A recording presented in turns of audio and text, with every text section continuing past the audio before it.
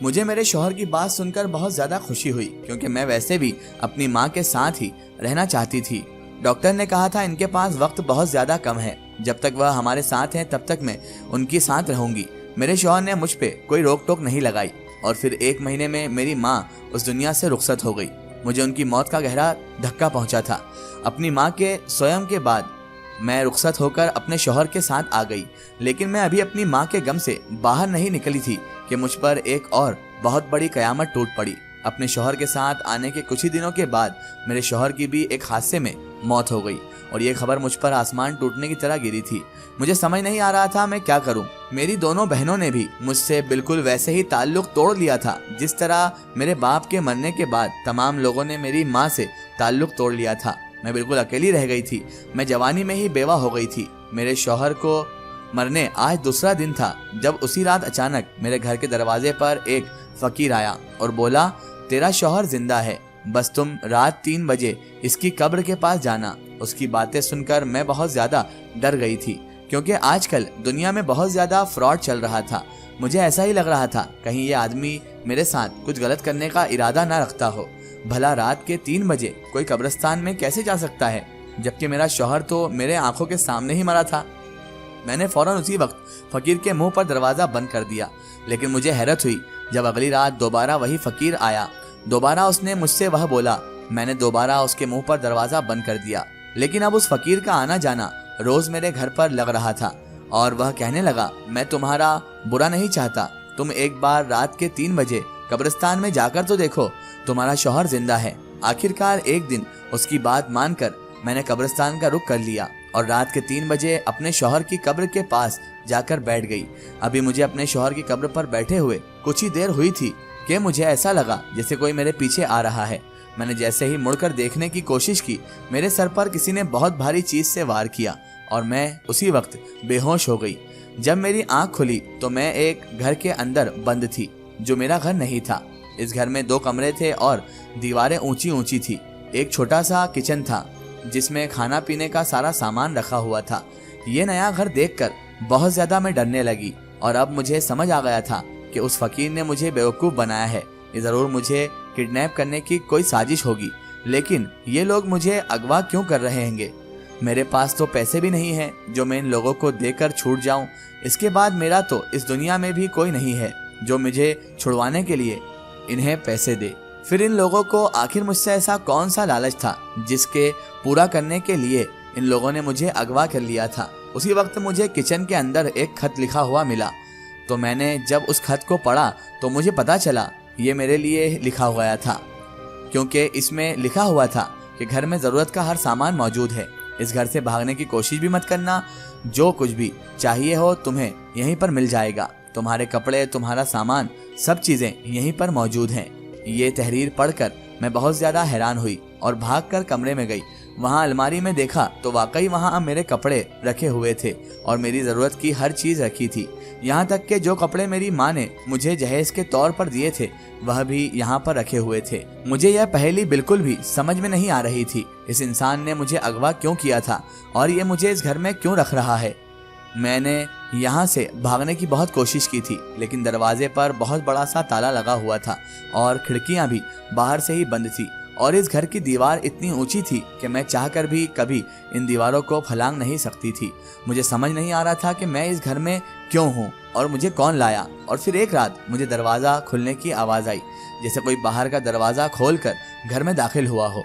वह इंसान जो कोई भी था वह बड़े से काले चोगे में था। उसने घर में आकर राशन और कुछ मेरी ज़रूरत का सामान रख दिया।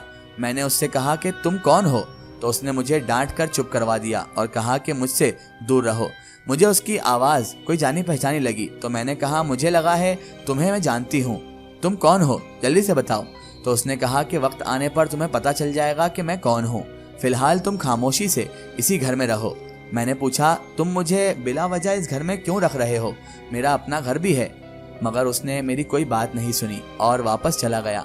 उसके बिना कोई जवाब दिए चले जाने पर मैं बहुत ज़्यादा परेशान हो गई। मुझे ऐसा लग रहा था जैसे मैंने वह आवाज़ कहीं सुनी है, मगर शायद वह इंसान आवाज़ बदल कर बात कर रहा था, इसलिए मैं फौरी तौर पर उसका लहजा नहीं पहचान सकती थी।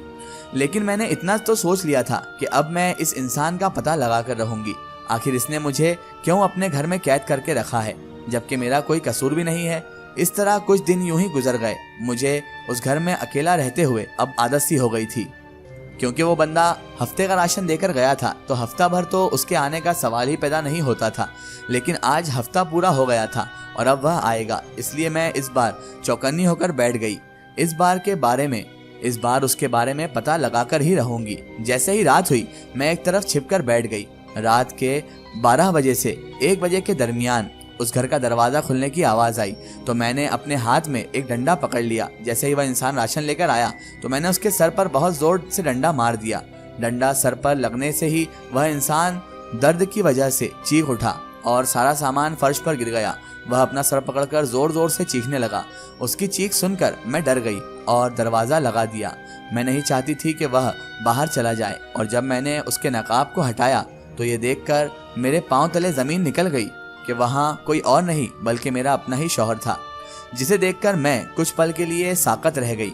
मेरे साथ धोखा हुआ था, इतना बड़ा धोखा, लेकिन मुझे समझ नहीं आ रहा था इन्होंने मेरे साथ इतना बड़ा धोखा क्यों किया।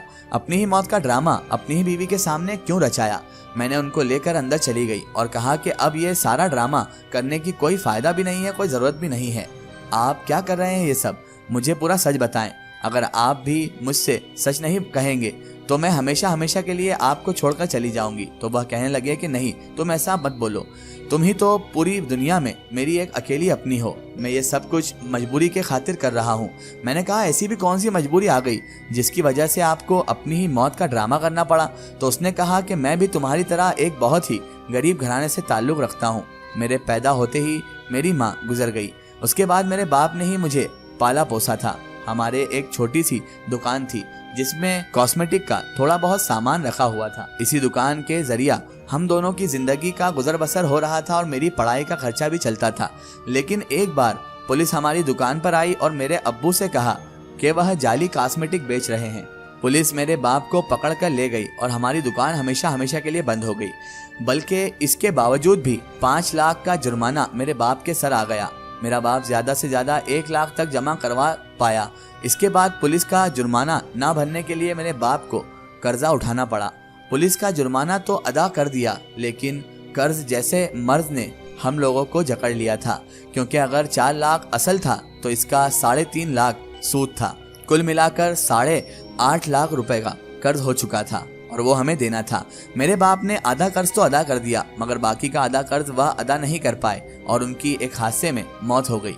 यह हादसा मेरी जिंदगी से सारी खुशियां ले गया और बाकी का कर्ज देने के लिए बैंक वाले मेरे पीछे पड़ गए, क्योंकि मकान तो पहले ही बैंक वाले जब्त कर चुके थे। अब वह चाहते थे कि मैं किसी भी तरह अपने बाप का कर्ज उतारूं, मगर मेरे हाथ भला इतने पैसे कहां से आते। इसीलिए मैं अपने ही घर से भाग गया और तुम्हारे मोहल्ले में आकर बस गया। जहां आकर मुझे पता चला कि तुम लोग भी इस कर्ज की वजह से ही परेशान हो। तभी मुझे तुम्हारी माँ से बहुत ज्यादा लगाव महसूस होने लगा, मगर मुझे नहीं पता था किस्मत मुझे यहाँ ले आएगी कि मेरी शादी तुमसे हो जाएगी। जब मैं अपने नए घर में रहने लगा तो कर्ज लेने वाले वहाँ भी पहुँच गए और मुझे बहुत ज़्यादा परेशान करने लगे, और इसी वजह से बहुत ज़्यादा परेशान होकर मैं अपनी मौत का ड्रामा रचाया। ना रहेगा बांस ना बजेगी बांसुरी वाला सीन हो जाएगा, क्योंकि सारा असल तो मैं अदा कर चुका था।